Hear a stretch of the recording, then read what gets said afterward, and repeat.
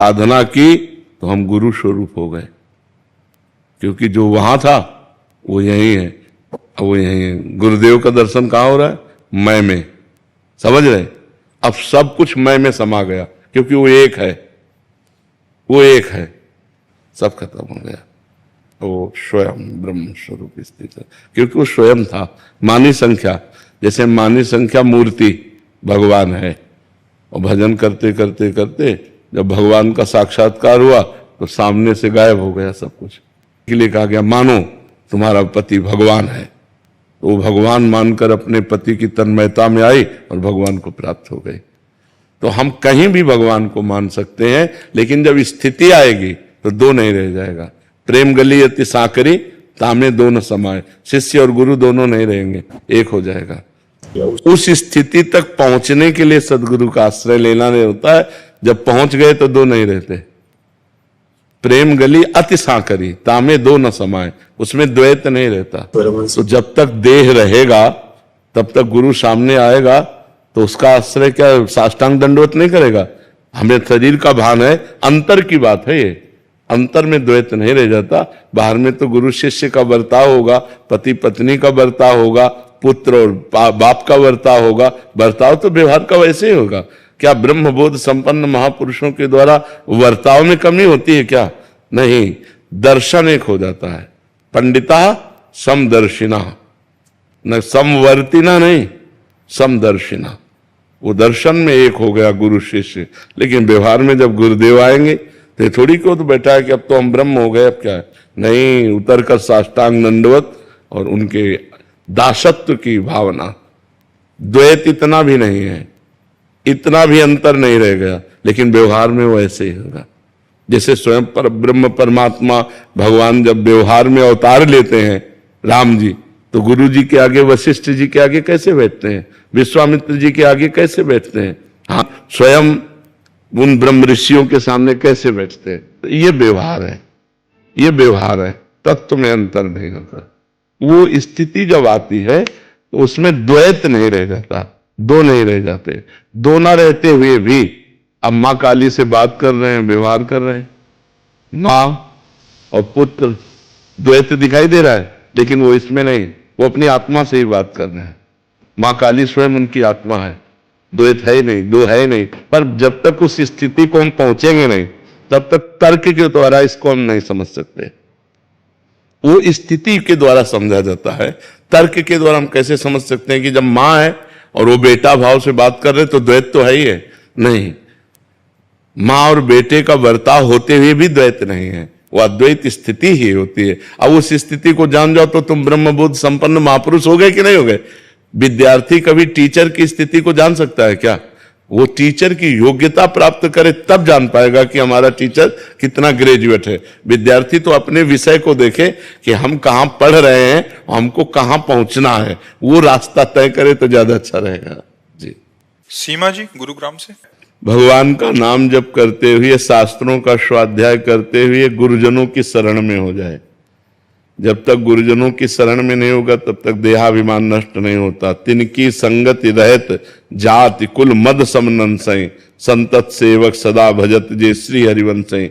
भगवत प्रेमी महात्माओं को गुरु स्वरूप बनाकर उनकी आज्ञा के अनुसार साधना की जाए, और साधना का अहंकार न हो, ये कि गुरुदेव की कृपा से साधना हो रही। वो साधना जिस समय हमारे मन को निर्मल कर देगी, तो जैसे साफ शीशा, ये भाव नष्ट हो जाएगा। भाव नष्ट होने पर भी देह का व्यवहार वैसे ही होगा जैसे एक अज्ञानी पुरुष से होता है कि मेरी माँ, मेरा पिता, मेरा भाई, मेरा परिवार, ऐसे ही, लेकिन उसका राग कहीं नहीं। व्यवहार सम्यक रूप से वैसा करता हुआ भी, अब देखो जनक जी महाराज परम ज्ञानी महापुरुष हैं, लेकिन उनका व्यवहार कैसा हो रहा है? वैसे हो रहा है। जहां राजा की तरीके तो राजा के तरीके, पिता का तरीका तो पिता की तरह, जहां जैसा जरूरत है वैसा व्यवहार कर रहे हैं। और ज्ञानी वह इतने हैं कि श्री सुखदेव जी के गुरु हैं, श्री सुखदेव जी के गुरु हैं जनक, योगी राज विदेह राज जनक। तो ज्ञान जब हो जाता है तब देह से विदेह होता है, और वो ज्ञान होता है गुरु कृपा से। और गुरु कृपा होती है साधना।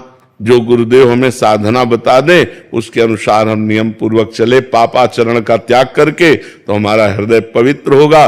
पवित्र हृदय में ज्ञान प्रकट होता है, और ज्ञान जब अज्ञान का नाश कर देता है तो देह भाव नष्ट हो जाता है। प्रेरणा सिंह जी। जब आप अपने पद पे हैं तो उस समय मां नहीं है। जब आप अपने पद पे हैं तो उस समय मां नहीं है। अगर उस समय आपका पुत्र भी दोषी है तो आपका निर्णय ठीक ऐसे करना है जैसे दोषी के साथ करना है।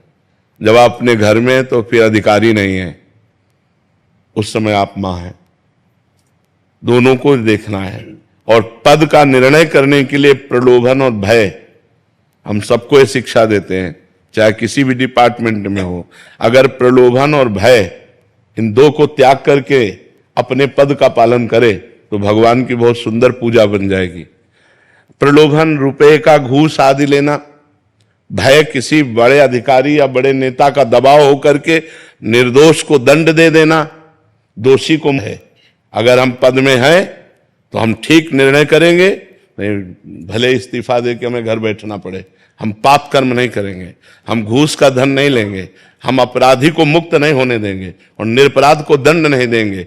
अगर अपराधी है तो हम पुत्र को भी दंड देने के लिए तैयार हैं।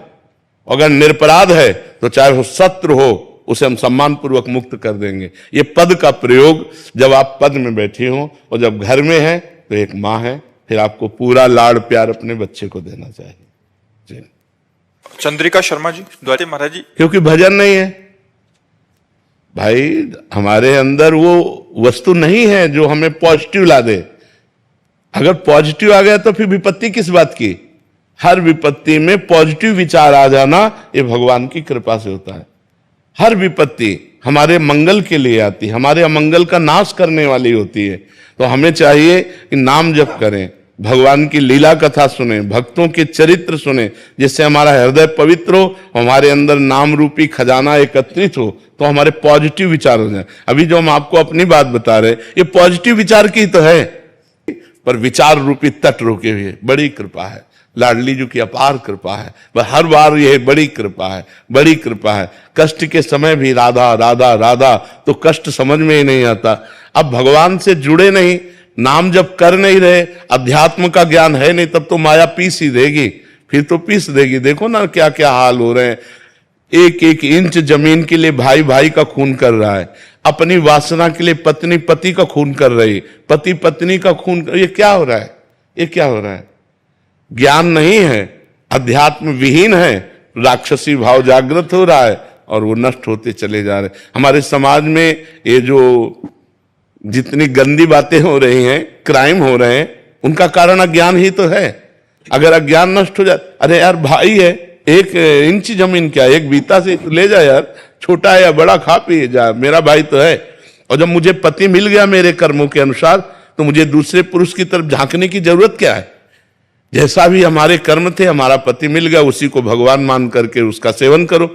अपनी अर्धांगिनी, अपना दिल है, अपना हृदय पत्नी, जैसा हमारे प्रारब्ध में थी वैसे मिल गए। अब दोनों हम भावों का ऐसा सामंजस्य बैठा लें कि एक दूसरे को प्यार करते हुए जीवन व्यतीत करें, ये तो है बुद्धिमानी।